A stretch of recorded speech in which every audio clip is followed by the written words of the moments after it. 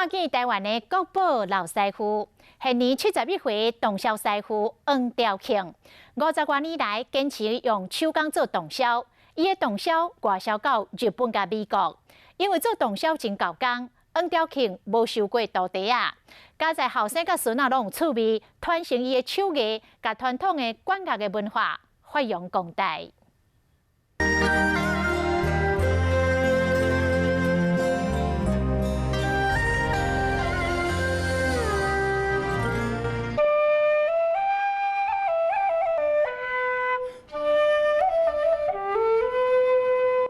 用洞箫演奏台湾民谣《双眼影》，特别有气味。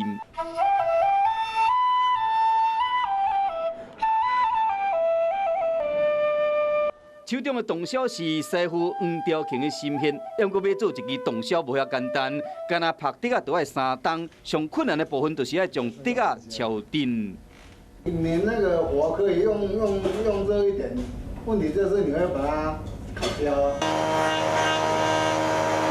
另外一个困难的部分是调音，要用仪器来量，一点啊一点啊来做调整。这个就太低了，挖大一点。挖大一点哦。调音你若不要分，你无可能调音嘛。为行会定型、落空、欠吧调音拢是手工的。黄兆庆伫15岁迄一冬，凊彩摕洞箫有法度分分姐夫真赞叹，决定传伊功夫。 做无适合的工过，啊就规好啊，规日起来做，啊做较精嘛。到即嘛几冬啊？差不多有要50工，50冬啊哦。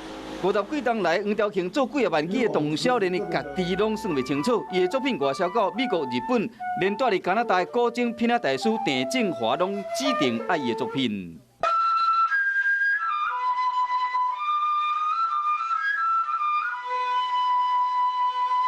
台湾做这个，阁有别人无？工厂无啊，无啊吼。工厂剩阮尔。伊讲全台湾敢若剩伊即间尔，黄兆庆嘛真感叹，因为做这真费气、真够工，因捌受过徒弟，加在因后生甲孙仔有学着伊的手艺，予伊的手工洞箫会使继续造出独一无二的生命乐章。